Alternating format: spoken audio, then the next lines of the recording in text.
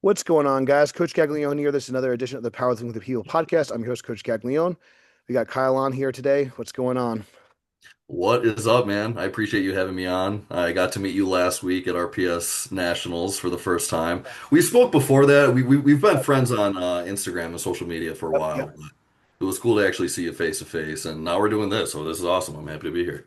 Absolutely. So I want to kind of rewind a little bit and maybe just take us, if you want to just tell us, maybe how you got started either with lifting and or powerlifting, maybe when your first meet was, and then we'll Yeah, kind so I actually I ran track in high school. I was very skinny, like 155 pounds soaking wet when I graduated. I didn't do anything for a year after that.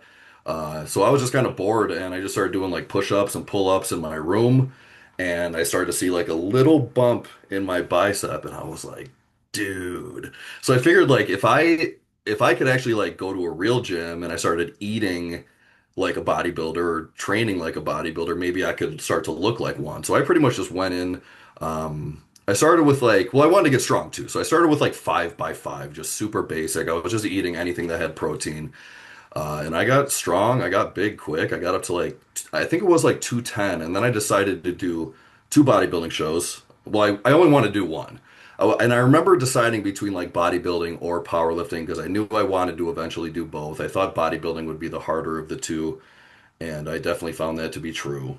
I did one show, it was fun. I did the second show, and then I remember like 3 weeks before my second natural bodybuilding show, I deadlifted 600 for the first time, and I was way more excited about that than I was to actually like step on stage.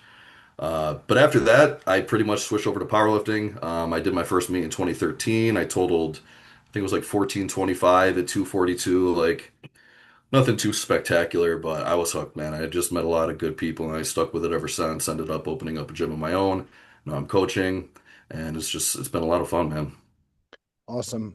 So just kind of fasting forward a bit, just for the people listening, like a little bit, I always like people to share their iron cred. So I know you've also done some different divisions and stuff. So maybe just Yeah. your best lifts are. And then what you I don't when was your first meet? I don't remember if you said Yeah, the first meet was 2013. I think I hit like 525 and like ace bandage knee wraps because I didn't know anything. I just jumped into this meet. It was an RPS meet in Rochester. I found out about it like 3 weeks beforehand, and I'm just like, I didn't even know what peaking was. I was like, oh, fuck it, I'll just go up and lift. sure, So I sure. did. I think I squatted like 525. I benched 275. I missed 325 because, oh, you have to pause your benches now, I guess. Yeah. I don't know. And then I deadlifted 625. I think I missed like 660, but I did go on, so I ended up totaling 2000 in 2017 in knee wraps. My best squat was 780 in the gym, and then it was 770 at that meet. I benched 425 and I deadlifted 805 for that 2K total. Um, from there, I got into coaching, personal training a little bit, and then moved into opening up a gym with a business partner of mine, Legends 24/7 Gym. We're located in Rochester, New York as well, in Webster. Um, and so I took like a little bit of a hiatus. I did a couple meets at 220 after my 242 stint at in 2017. I did some meets like 2019, 2020 at 220. Never really put anything crazy together. But then Paul Childress, he made a post before he passed away in 2023 offering coaching for multiply. And like I've always been somewhat interested in multiply lifting. I don't know why. I just thought it would be fun, but I knew like my bench has always been trash, so I thought it would kind of just expose me more because Yeah. now instead of sacrificing 50 pounds on a bench, Right. now I'm losing like hundreds. But I don't really care. I just want to try it. So Paul made a post. I jumped right in with him, and he helped me a ton for that prep. And I ended up totaling 2150 at that meet in 2023. It was RPS. I forget which one it was. RPS. It was in like June or July, something like that. Oh, actually, no, Godzilla Smash 2023, and that was actually the last meet that he ever attended. So it was really special to have him there. I mean, dude, he's one of the goats, man, and Yeah. just an amazing guy. Like I didn't know him for long, but the impact that he had on me, is just incredible. So I'm really happy to have shared that with him. Yeah. So. Yeah, I got to meet him among a lot of, I'd say, like, some of the great all-time, some of the older generation. Uh, I don't remember if we had this conversation or not. Sometimes it's a blur of like who I tell some of these stories to, but we our kind of facility, our gym, we helped spot and load for 2 years for the West Side Pro Invitational, which that was a great meet. And I think maybe it might be a good segue into our next topic. But unfortunately, it kind of died out because, like most things in powerlifting, is that people can't get along, people can't work together, people can't agree on things. Yeah. Unfortunately, in a seemingly, kind of simple, athletic sport endeavor, competition, whatever you want to call it. I feel like it's more fractured than ever. There's still I still say it's more positive than not, and I'm happy that it's more popular. I always kind of joke I did it before it was cool. I did my first meet in 2006. I kind of also like was always intrigued and with equipped lifting, but partly just due to at that time that was kind of like your option. That was kind of like what powerlifting was. And it wasn't Yeah. until like your kind, so it sounded like when you kind of entered the scene, the 2012s, 2013, 14s, 15s, that was kind of like the boom and like the emergence of Raw.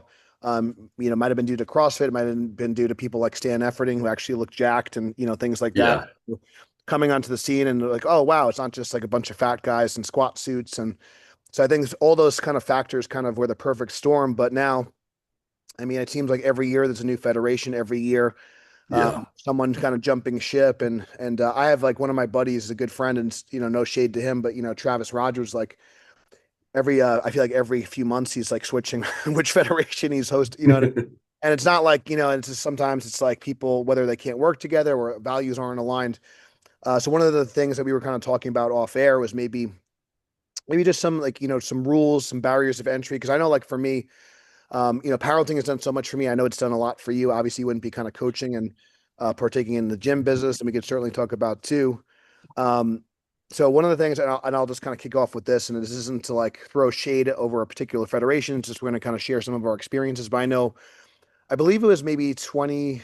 I could be wrong. I don't know if maybe you can remember. I could like pull it up quick, but there was one year I think it was. I don't know if it was Orlando. I want to say Orlando. The USAPL Nationals, I believe, was maybe in Orlando. It was in Florida one year, and at that time, I was coaching a wide variety of people.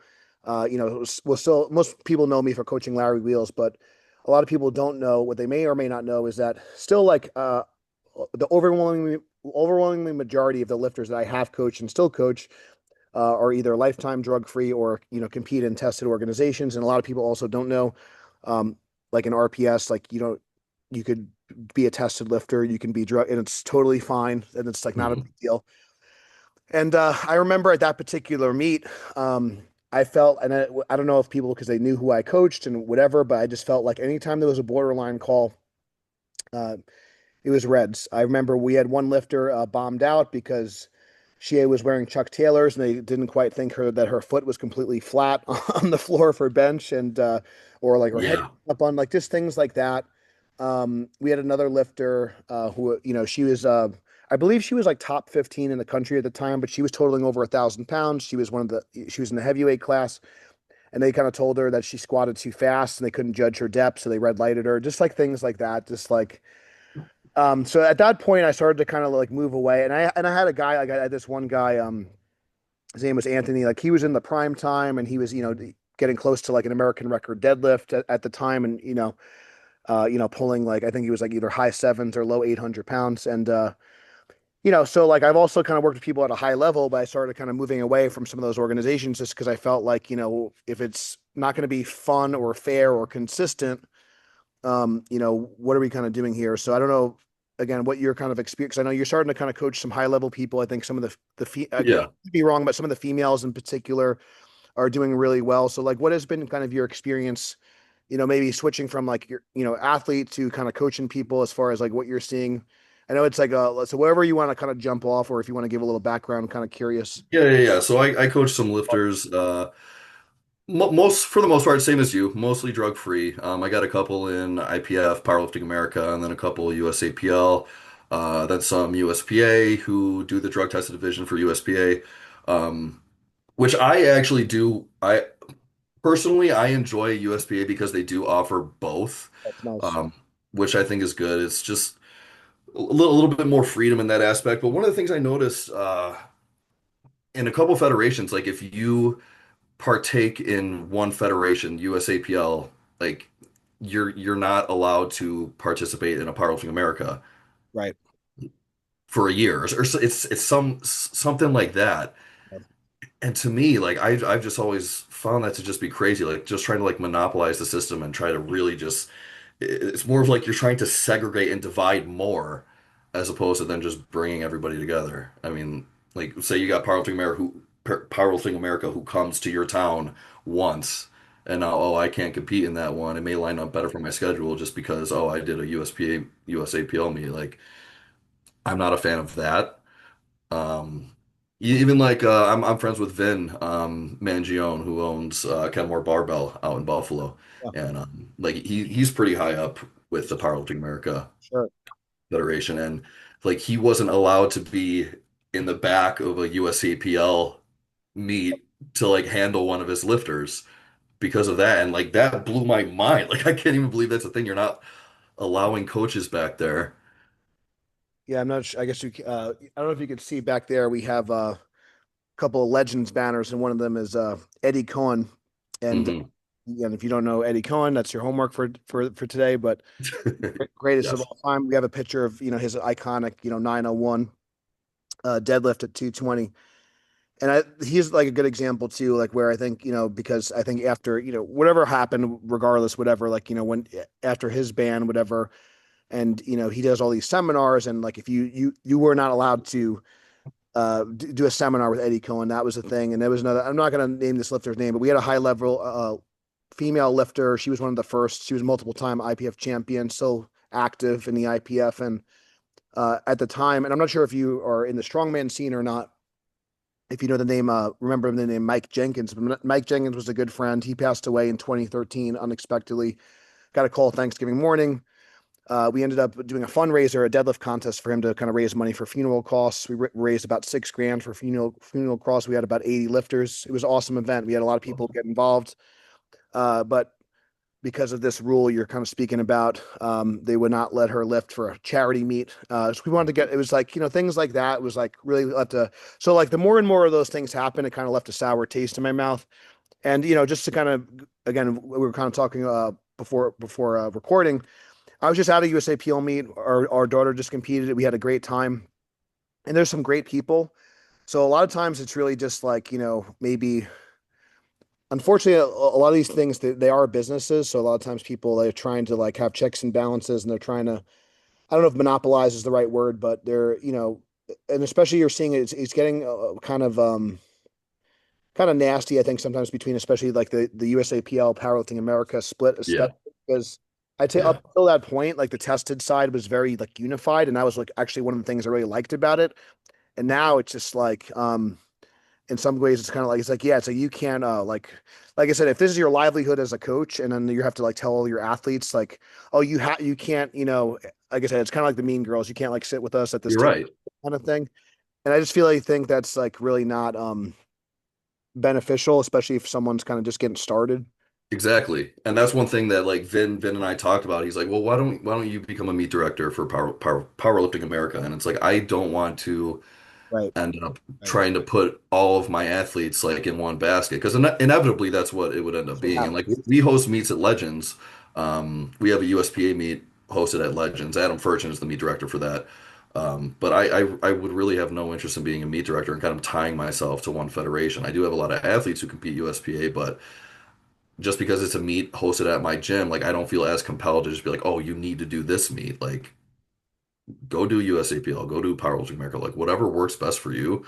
I'm on board for that, and I can obviously guide you and provide some insight as to like what federations I think may work best for you. But I'm not a coach that's just going to like push athletes towards one federation versus another Yeah, for and reasons like that. for So sure. And I'm not sure like if you're running into this problem or not, but I'm starting to get in.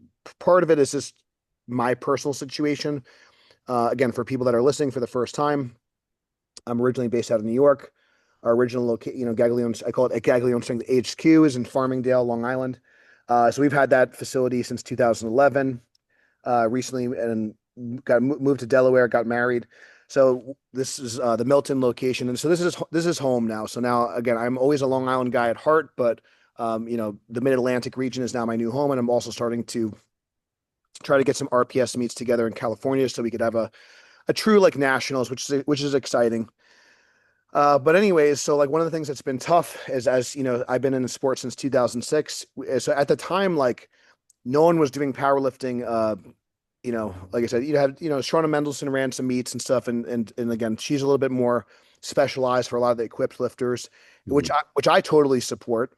But it's a small sector of people. And then what I really like about RPS is that whether you're raw with wraps, if you want to go sleeves, if you want to walk it out, if you want to, they have like an option for everyone. And one of the things I'm sure we'll talk about in a second is in terms of like the safety factor, in terms of like using a monolith with straps versus a combo rack, having a competition bench with, that's a little bit more robust for those heavier Mhm. lifters. Again, it might be a smaller percentage of people that it affects, but I know, like, for someone like myself, I know like you recently, squatted 875 at a meet. I've also handled like in that range as well. I've, done 900 plus in the competition and 1,000 in training. And um, I wouldn't be able to do that out of a rinky dink combo rock. And it's just, like I said, and, but anyways, what I was saying, so again, just not to like, again, I feel like this is not meant to be like a personal attack on tested feds and things like that, but it just kind of happens to be. So I don't know if you run into this issue or not, but one of the things uh, that I've been seeing, I've been trying to communicate with meet directors to make sure that like also like we have like long-standing meets. And like you said, some of our lifters they might want to do a tested meet. May want to do a wrapped meet. They might want to do a sleeve meet. So Mhm. I'm all like for like, again, there's plenty of room for everyone, but like then it's like, okay, if we have like a long-standing meet, say in September, like maybe let's not have a meet that's 20 minutes away, like the month before or 2 weeks before. And like, some of these meet directors have literally just told me like, hey, we don't really care about you. And like, we're like, and it's kind of like, because what ends up happening is then the people that want to do the monolift, they want to do raw with wraps, or if they're an equipped lifter, yes, it's a smaller sect of people.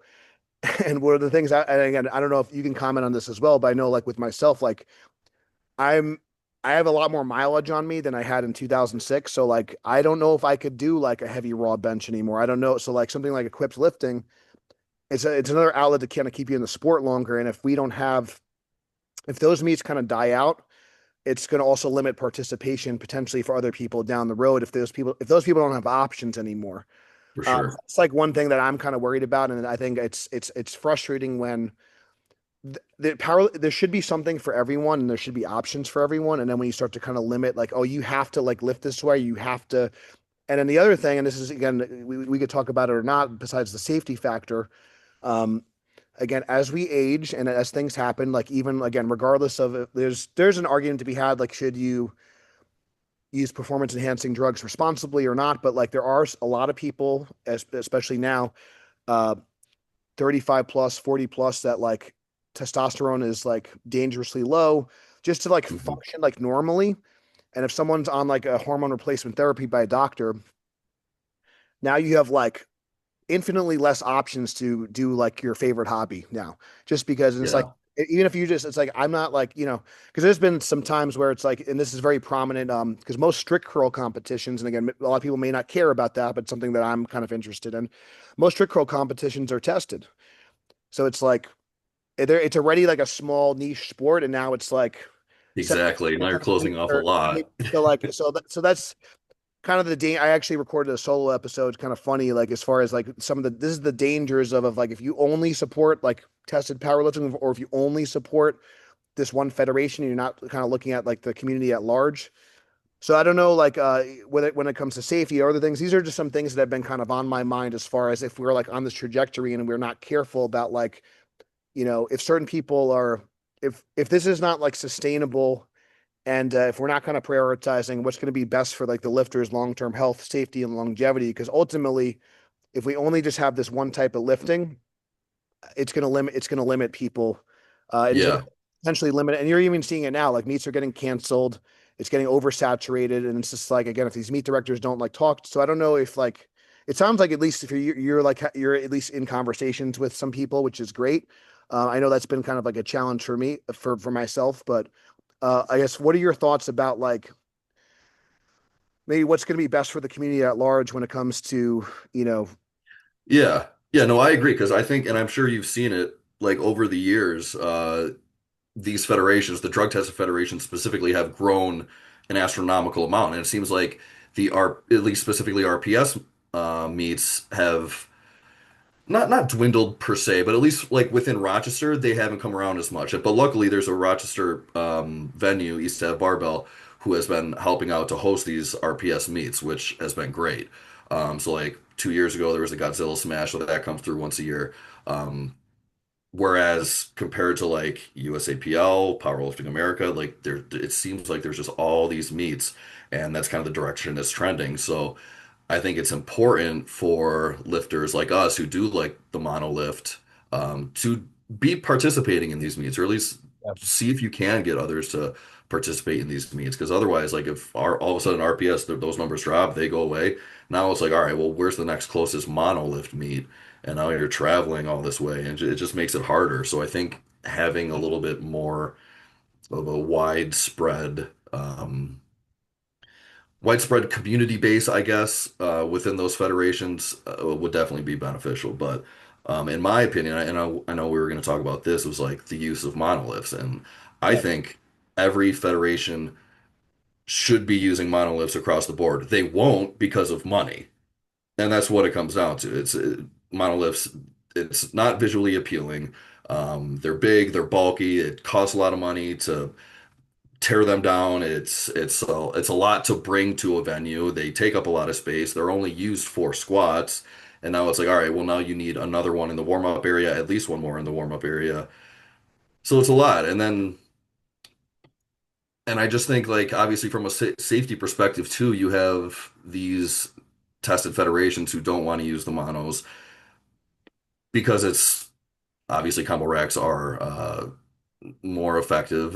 You can squat out of them, you can bench out of them. They're more useful in that aspect. But um, like, what is it going to take for one of those federations to make that kind of strong-armed move? I had a lifter, Will O'Neill, who totaled 2,000. He went down with 804. This was a meet, Powerlifting America.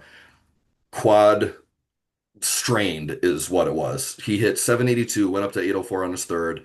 Quad popped. He went down. The bar went down. I think it hit like someone's toe or something like that, or their finger got pinched. One of the spotters. You have these college kids who are spotting, weighing 180 pounds on each side at these meets, and it's just not enough. Something happens with the 804, whereas if there was a monolift, those catch chains would have had it, but he went down. Someone else got hurt because of it, and it's like they're just gonna kind of not brush it to the side, but say, "Oh, thank you, spotters, good job, get out of the way," and then just move on to the next meet.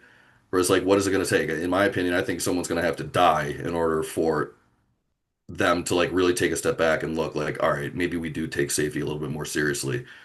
But even then, will they? I don't know. I want to show you a quick video, and this is the first time I'm doing this for the podcast. But so this is USPA. This is the infamous Battle of the 242s. This is Larry Wheels versus Andrew Herbert versus Kevin Oak. This is what happens with a meet at on a combo rack. So this is 777 at 242. Boom. So quad strain. They couldn't grab him. So Larry had to exit the meet. Yeah, that And, was actually they caught that. That was actually done pretty damn well, yeah, well. I know. I'm just saying, but like, so But you're right. yeah, it was kind of unfortunate. Um, Later that meet, Andrew Herbert blew out his like tricep, and then Kevin Oak blew out his hamstring. So like, Tony Montgomery ended up winning that meet. I don't know if you remember Tony. Yeah, yeah, Uh, yeah. but so that was just like kind of one thing that was really unfortunate. I'm gonna see if I can kind of pull this up real. I'm not gonna be able to. So I'll see if I can kind of pull it up. But the other thing I wanted to kind of show you. So I actually proposed this idea to Rogue. But Hmm. I never did it. So I don't know if you remember. And I'll try to. I'm not really good at multitasking, but I'm gonna try to get this up. Uh, so when a couple of years ago at the Arnold, they had a squat event, and I'm probably not gonna be able to find it, but I'll do it like another maybe. So they had a squat event, and so Rogue has it's basically kind of almost like a power rack, but a couple of things I really liked about it was they had horizontal safety straps. So the benefit of that would be be very easy, just like you would get a face saver height, you would get a squat safety strap height. So it'd be very Yeah. easy. That'd be very quick. And I kind of proposed to them, why don't you guys also, because it's in a cage already, just make a pop competition bench for that, and they just didn't want to do it. But anyways, that would have kind of solved that problem. Hmm. I don't know if you're familiar with ABS out of Ireland, and they're a little bit, bigger overseas. They've been having like the Clash of the Titans and all the stuff, but they have an equipment company they partnered with called TDE Equipment, and I wasn't able to find the video, but maybe I'll send it to you off air. So they basically have like a Frankenstein. It's like a monolith combo rack bench hybrid, which would kind of solve again. I'm sure it would cost a lot of money, whatever. But what would be Hmm. nice about that is right now, if you want to run like a robust monolith meet, you need three monoliths, three comp bench. You know what I mean? Yeah. You essentially need twice the amount of equipment. Combo racks are always going to be more user friendly as far as transporting, but that would solve the problem. And then you just have like these pop benches, and it's really cool. And so it would really kind of solve a problem. So I would love to see. Supposedly they're kind of in talks with some U.S. manufacturers and stuff, but at least someone's finally kind of figured out a potential solution where Yeah. you could have. And again, whether you want to like walk it out or not, that's like that's up to you. That's like a Yeah, personal. for sure. But I don't think that the combo rack is the answer. And again, I think there's a lot of things the USPA does right. And again, this is not defamation against Steve Dennison or the USPA or anything, because I know that's some other kind of stuff that's going on there. But um, Steve Dennison asked me a long time ago. I could, if I'm sure I have the email. Like he's like he wanted me to run USPA meets, and I respectively declined. And it wasn't that I think there's a lot like he's done a lot of great things with that organization. But I just in my heart, unless it's like a novice meet, I just that where it's like the poundages are so low, I just Hmm. don't think. I just don't. My kind of feeling, and this kind of goes with coaching as well, coaching technique, safety. If you wouldn't do it with 1,000 pounds, then let's not do it with the empty. You know what I mean? That's kind of like my Yeah. that comes whether it's form pro. So, and I think that if you use that logic, I think that you're going to have a very safe, effective, whether it be a training program, whether it's a competition technique, especially when it comes to safety.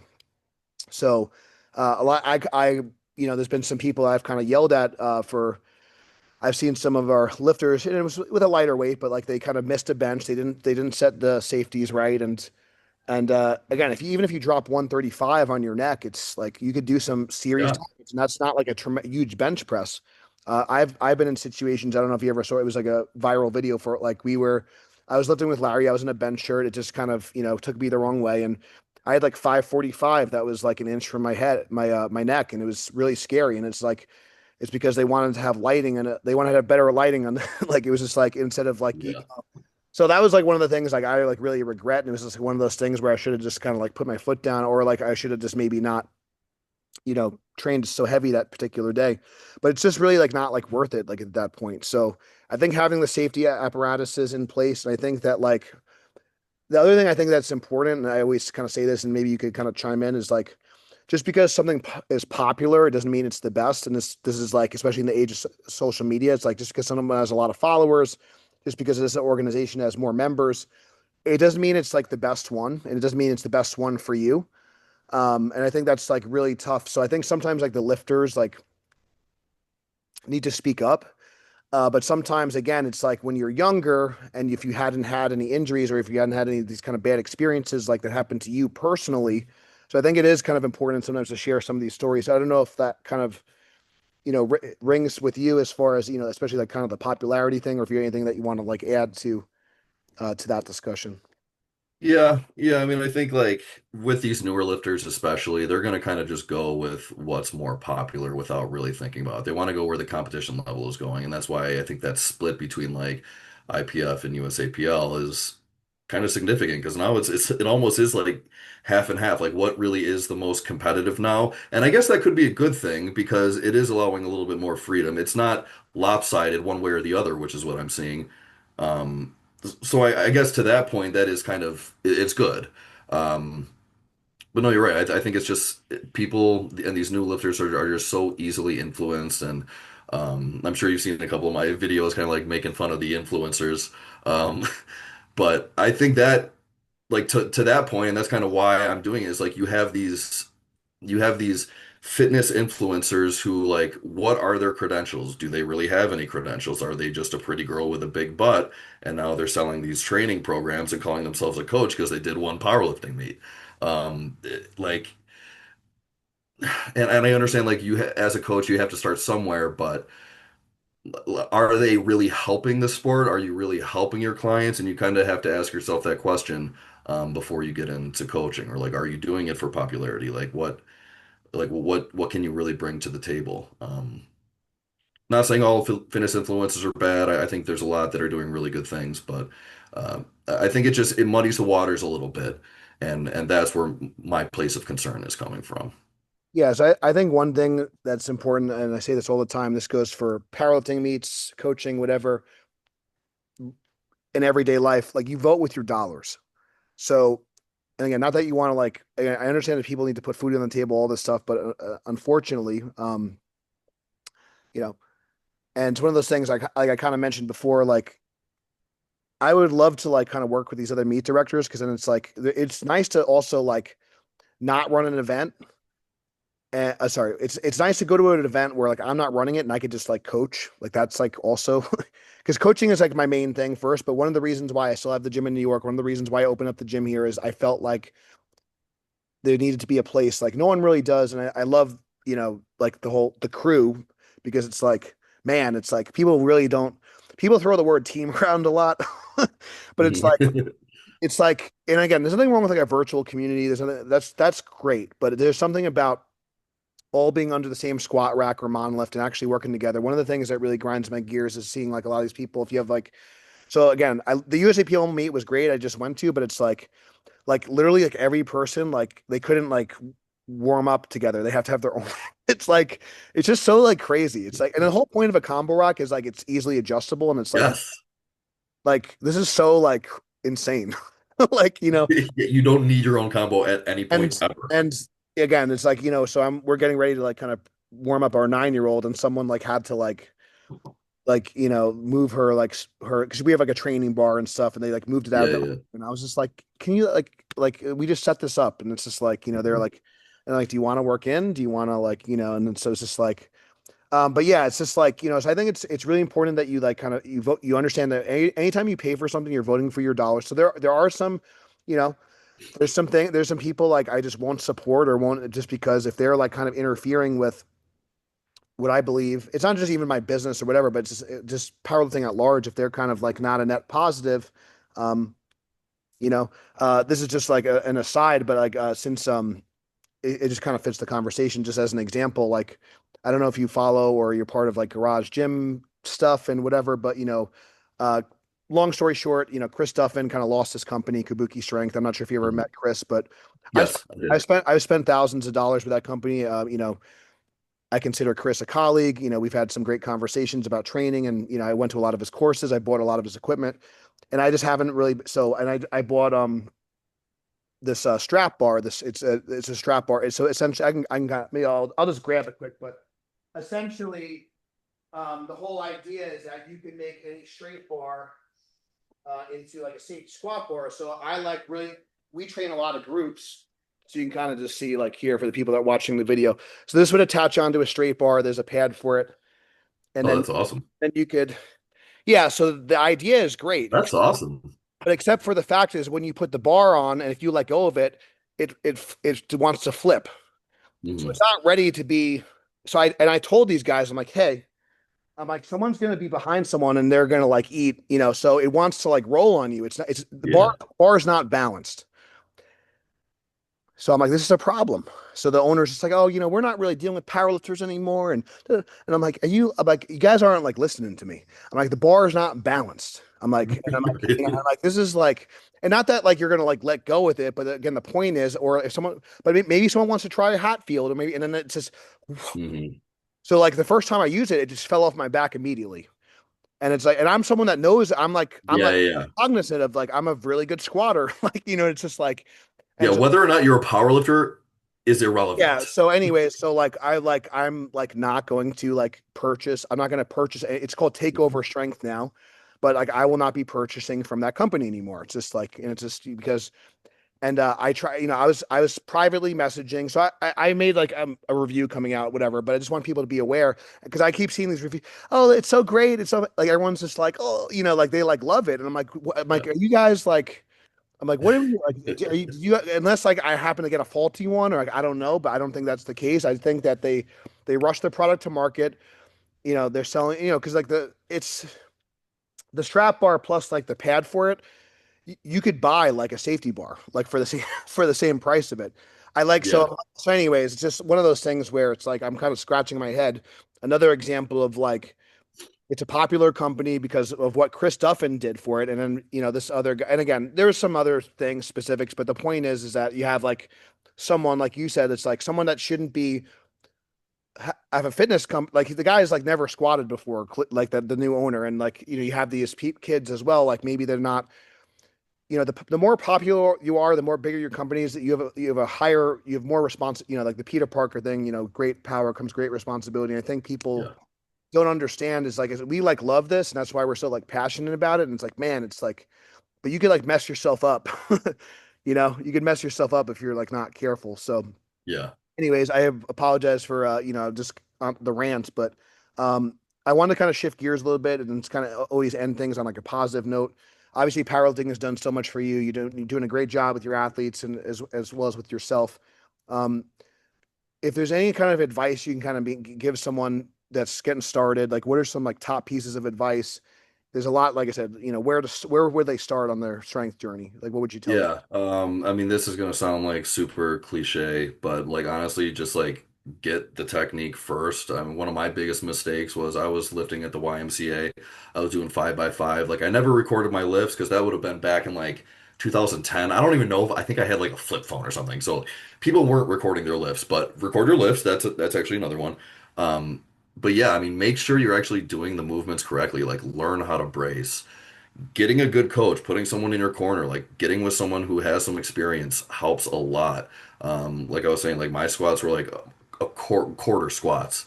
I was like touching and going on my benches. I don't even know if I was touching my chest. Like deadlift, there was no slack pull, there was nothing. So like once I actually got into powerlifting and I did my first meet and I got with Casey Bard, I don't know if you know who that is, but a really good friend of mine, owner of Tactic Calories, awesome guy.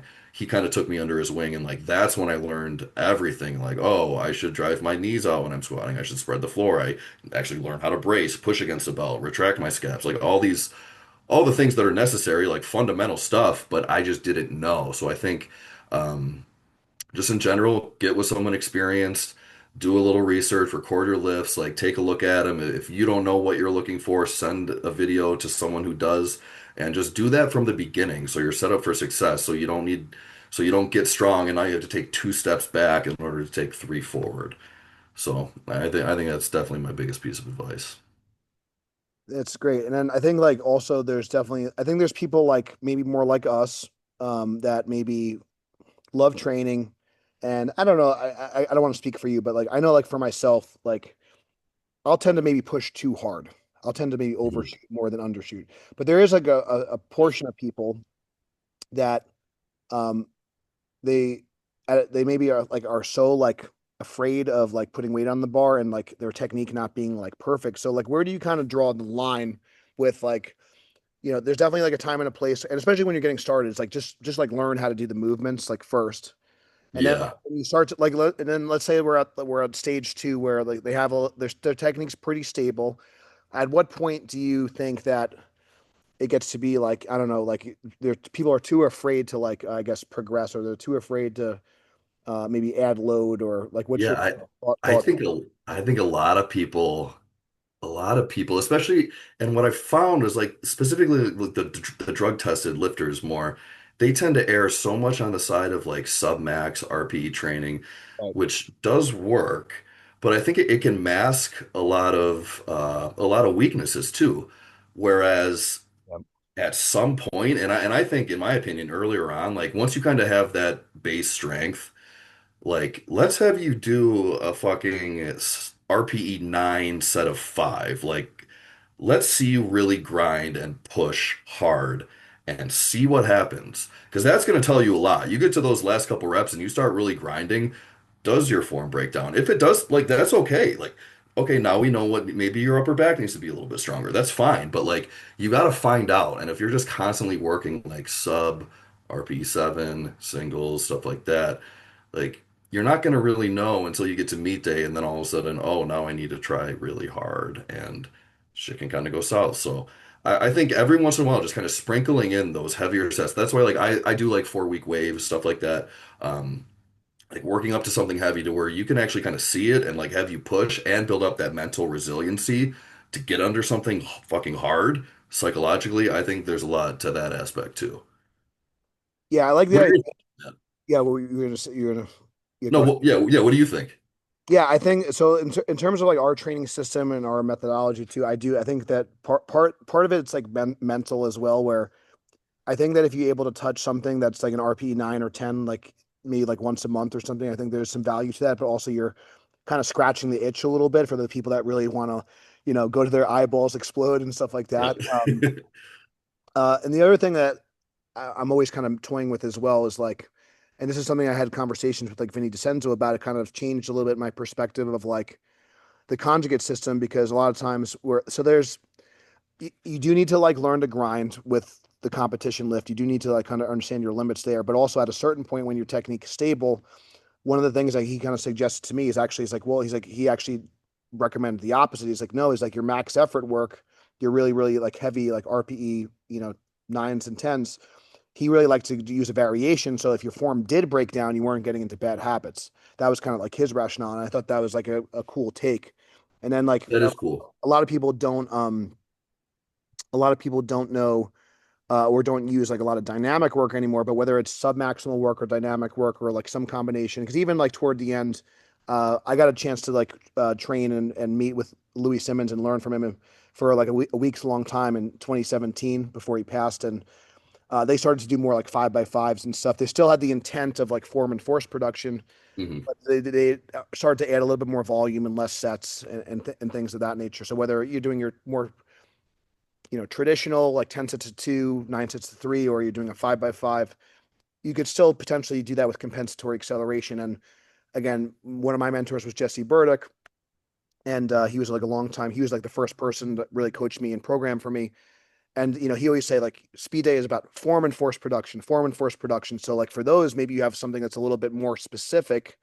And because I think a lot of people like if you said you came from the track and field background, like there's nothing wrong with like just practicing the skill of it, but then like For okay, sure. what are like then there might be other exercises that we're going to do developmentally to build strength or muscle. Or so I think that like you do need like a little bit of a mix of both. It's just like, and the stronger you get, you probably need to like spread out those heavy touches a little bit more, more so. uh, Definitely. and I think that that's like easier said than done, but that's kind of like what I found. And then the other thing I think that's important that people to realize too, if you are somebody that enjoys that grinding or like going to failure, because like I know like for myself, I don't remember. Did you ever do a bodybuilding show or you did some Yeah, body? two of them. Yeah, yeah, yeah. Well, I've only done one, but so I trained exclusively for bodybuilding for 10 months, and I like the strain of like a max effort triple, double, single of a barbell lift, but also like going to failure on like a set of 20. Like that's a different type of hard, and I think they're both valuable and they both have their place. So if you're someone that likes to like touch to have like higher effort or higher effort training, um, go ham on like a tricep extension. Go ham, like you could like so that's and I think that's but I again love that. to your point, a lot of these kind of this new age of powerlifting, like they don't do accessories. They don't do like it's not even like part of their. Yeah. Yeah, it's just so specific all the time. And exactly what you were saying, and I'll explain that to some of my athletes. Like, all right, these first couple weeks, RP is going to be low on the comp lifts, but I know you want to grind and push all the time. These are usually for the chronic overshooters. Yeah, Utilize that, push that into your accessories. yeah. Like, go hard on like the chest press. Like, yeah, like you said, tricep push down. Go RP 10 on that. Like, those are the ones that you can push. And that gets to like the power building thing, which I absolutely hate that word, but it's true. I mean, a good program should have accessories in it, and it's like it's not just high specific year-round SBD all the time. And I think that like if your form does break down a little bit, it's like, well, that's not your competitive skill. So it's like, and that Right. still want to make sure the target muscles engage and all those things, but like Of course, yeah, you still set some guide rails and parameters. But I think that like one of the reasons that I still compete and I still like I'll make sure that I'll at least once a week like I'll train with our groups like here and stuff. It's like so people could see like damn he's training he's working hard. You know what I mean? They could see like what hard work looks like. yeah, You know, and I think that's like because then it's like because your like version of hard is only as hard as you know, right? exactly. And then people can kind of recalibrate, you know, and like we have some older lifters and stuff. So like, you know, like we had a lift, this woman came in, she's since moved, but when she first came in, she's never touched a barbell. And she ended up competing, but she went from like not even be able to like, you know, do a body weight squat and she, you know, deadlifted more than her body weight. She got to like I think around like 135 deadlift at 70 years old and just stuff like that. And it was like it was a hard. I'm sorry, it might have been yeah, it might have been like a little 65 kilos or whatever. But she Hmm. blue plate on there with the collars and it was tough. Like she like fought. She like I was like damn. Like you know she didn't quit on you know like Hell yeah. and so I think that's cool. And even just from like a mental standpoint, like also like what it does for like your brain. Um, so yeah, man. So, but it's been great talking with you. I don't know if you just want to like have any other like past words about final words about the mindset it takes like that because I think that's or any other like Yeah, I final think thoughts before we close Yeah, out. definitely. I think one thing you actually just mentioned about kind of like showing that you also work hard. As you know, I don't think we even got into this, but I tore my pec back in 2023 right after I competed and hit the 2150 total with Paul Childress before he passed away. I tore my pec in August, so I had a full pec tear surgery. Um, 12 months later, I had a hernia repair surgery. And I came back from that, and this last meet, RPS Nationals, was the one was kind of like my comeback meet. I hadn't competed in 2 years, but fully recovered from the pec tear, fully recovered from the hernia repair, and I ended up hitting 875 squat, 25 pounds off my PR, which was 900 back in 2023. Hit 480 bench, 5 pound PR, nothing crazy there, but and then before deadlift on my last warm up, I tore my bicep. I actually have an MRI tomorrow. I'm pretty sure it's a partial tear. They did an ultrasound. It doesn't look like it's a full tear, but the point I wanted to make here was I do believe in leading from the front, and I think if I can kind of use these setbacks as something to where it's like, yeah, even if you get hurt, get back on the horse, don't quit, do it, go after it. Like I've been powerlifting since 2013, not as long as you have, but a significant amount of time by now. And I love the sport, and I'm not gonna quit. So even though I got to deal with this damn bicep thing now, I think it's just kind of it's part of my journey, and I'm not giving up. I want to squat 1,000. That's the goal. So I know I can do it because I don't consider this meet a failure by any means, but I think because it did prove to me that I can come back from this shit. So even though I have to deal with this bicep, it's a partial tear. I can bounce back from that. So I'm gonna. But yeah, just don't quit. Whatever you want to do, just go after it, man. Yeah, so I'll give you this is a little bit good story for the listeners, also very fitting for yourself. So the last time I truly competed like seriously as far as like dotted all my I's, crossed all my T's because I have competed in powerlifting since then, but so I had a little friendly competition with and I don't know if you ever met Travis or talked with him, but really nice guy. He's like he's a maniac, but he's got a great crew in Maryland, so I'll like drive up there. I actually just went up last weekend to I just like went to help just because like a bunch of their guys are getting ready for meets and just that's like it's like do I need to do that like at this point in my no, but it's like they have a Yeah, I think it's important. It's like those are things behind the scenes that like many people will never know and it's not why you do it. It's you care about the community and like that's the thing where like but anyways, just going back to the story. So we just had a little friendly competition. So we wanted to go head to head. At the time he signed up for multiply. He ended up kind of I don't know if he chickened out or whatever. He just couldn't get his gear to work, but I think he ended up just doing more single ply stuff. But anyways, we signed up to do this equipped meet.